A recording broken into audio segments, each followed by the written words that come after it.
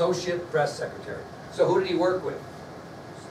Pierre Salinger as his assistant press secretary. So he appointed Andrew Hacker, a black man, as associate press secretary under the supervision of Pierre Salinger.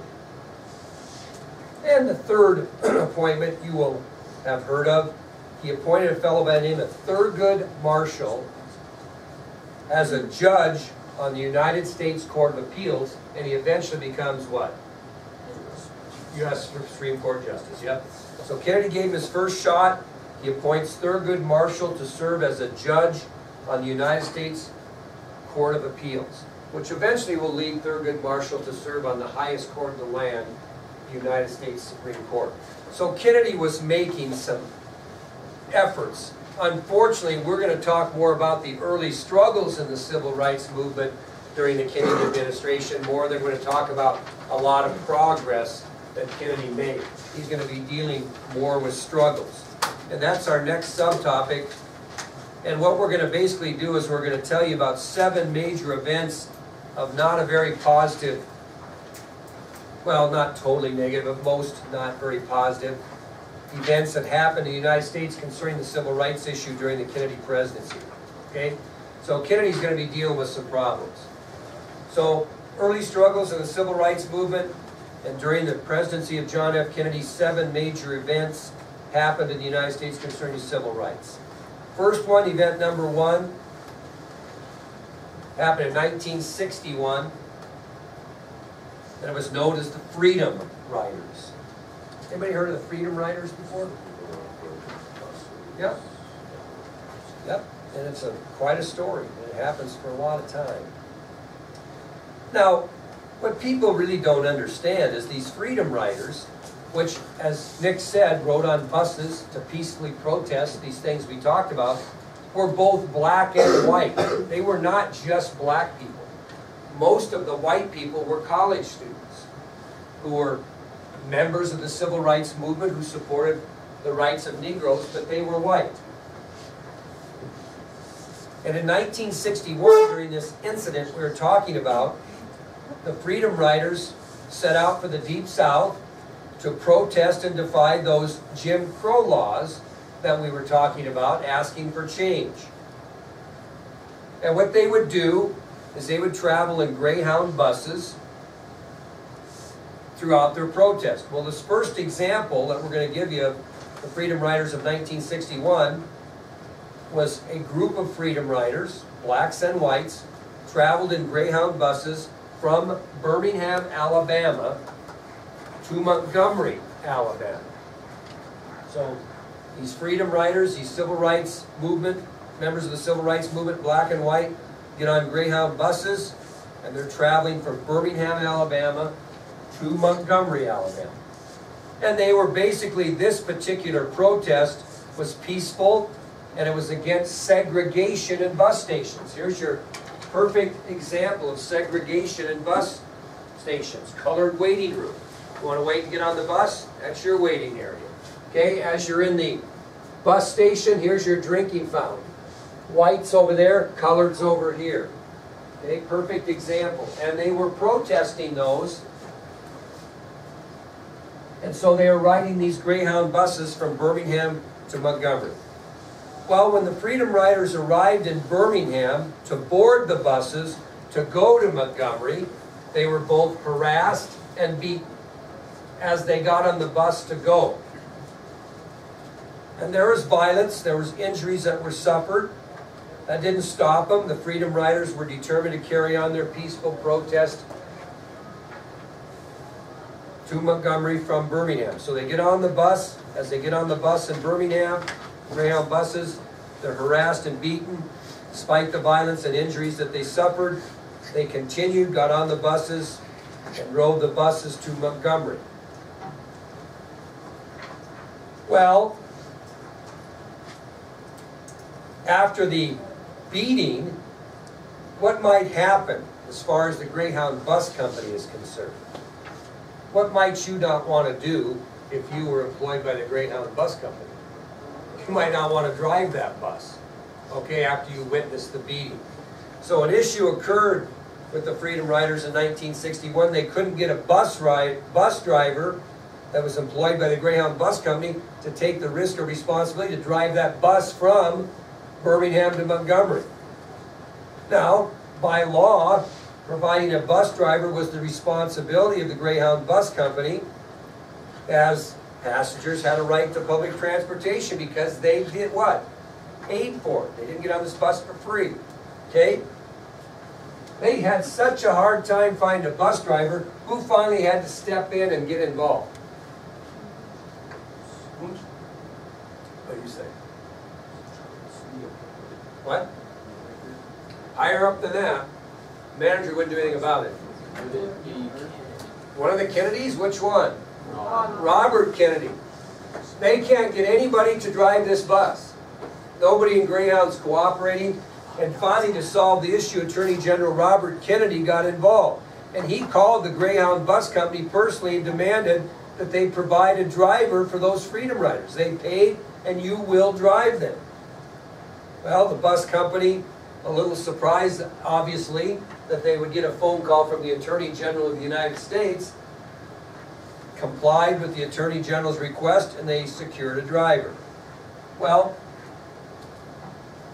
Bobby Kennedy was a long ways away in Washington, D.C. from Birmingham, Alabama.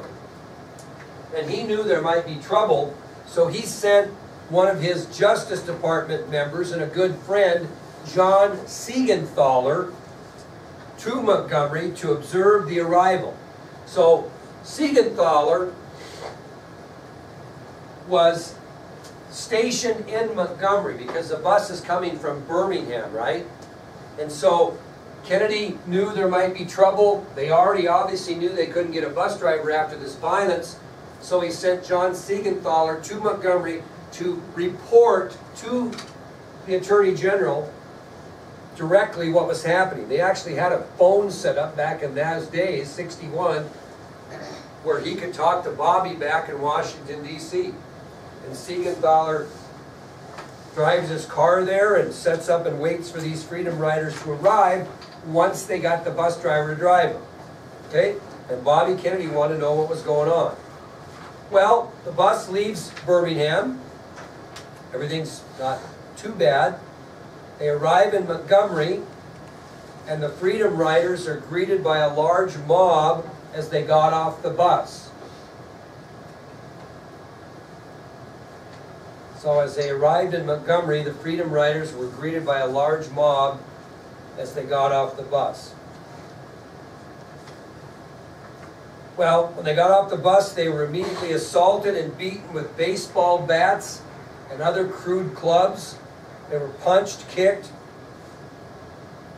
beaten repeatedly. As local police officers and FBI agents stood still and watched, did not lend any hand. So the bus with the Freedom Riders arrives in Montgomery. They're greeted by a large mob. As they got off the bus, they're immediately assaulted and beaten with baseball bats and other crude clubs.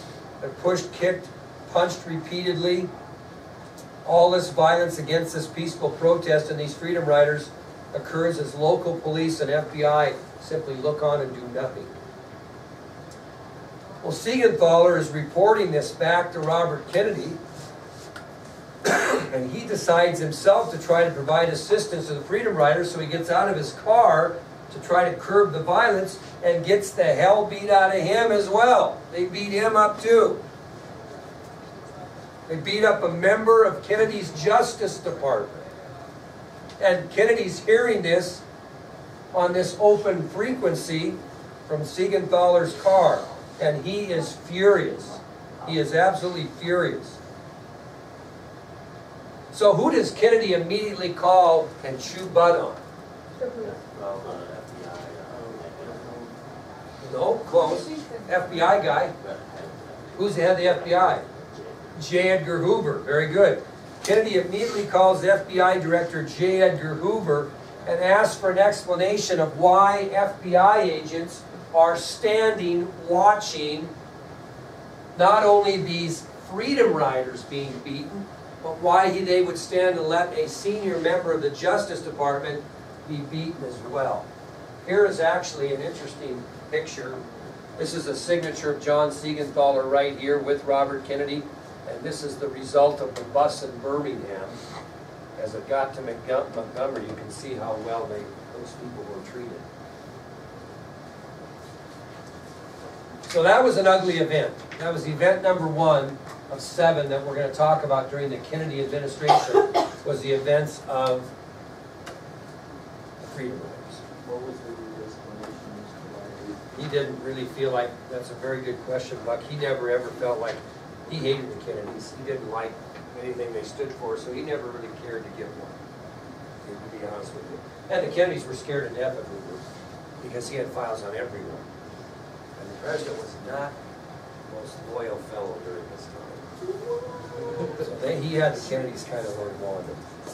Okay, second event we'll talk about, we talked about a little bit, kind of got a start on it. And that happened in 1962, and that's the University of Mississippi. What happened at the University of Mississippi. Anybody remember that story? From what we had, I think it was 1962 at a glance we did. Anybody remember what happened at the University of Mississippi?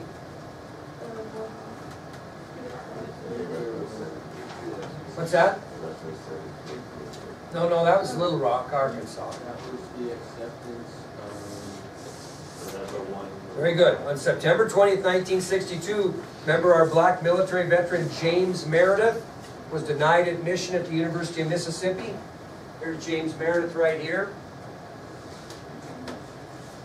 We briefly talked about this before. So on September 20th, 1962, James Meredith, a black military veteran, was denied admission at the University of Mississippi. So I'll tell you a little bit about him. Write down what you want. He joined the Air Force immediately after high school. He served his country from 1951 to 1960. Was honorably discharged from the Air Force, went to Jackson State College for 2 years, wanted to enroll at the University of Mississippi to complete his degree, and was not allowed. 9-year military veteran was not allowed admission to the University of Mississippi. Remember, he was personally prevented from registering by Mississippi Governor Ross Barnett. Well, when Ross Barnett would not let Air Force veteran James Meredith into the University of Mississippi, who stepped in on this one? Not Robert Kennedy, but the president. The president called Governor Barnett and ordered him to allow Meredith to enroll. He ordered him to allow Meredith to register. And you know what Governor Barnett told the president? Nope. For a minute. Kennedy did not give up and continued to pressure him. And finally, Barnett allowed Meredith to enroll. But he didn't just cave over the first time the president said something. This is how strong segregation was in the South. Well, not everybody agreed with the enrollment of James Meredith at the University of Mississippi, which led to violence, including rioting on campus. And the rioting got so bad that President Kennedy had to send in approximately 5,000 National Guardsmen to restore order on campus. That's how crazy it got. So the enrollment of James Meredith, as demanded by the President of the United States at the University of Mississippi, led to violence, led to bad rioting on campus, and the rioting got so bad that the President was forced to send in about 5,000 National Guardsmen to restore order. And I'll give you some examples of the rioting. 2 people were killed. 2 people were killed in this rioting over James Meredith. 2 people were killed. 48 National Guard soldiers were injured restoring order. 48 National Guard soldiers were injured restoring order. 30 United States Marshals suffered gunshot wounds.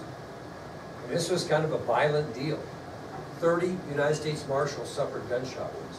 So 2 people were killed, 48 National Guardsmen were injured, and 30 United States Marshals suffered gunshot wounds. Did James Meredith was he allowed to remain at the college to go to class? He was. He actually was escorted by federal troops to classes. Can you imagine that? Escorted by federal troops to class every day. Crazy.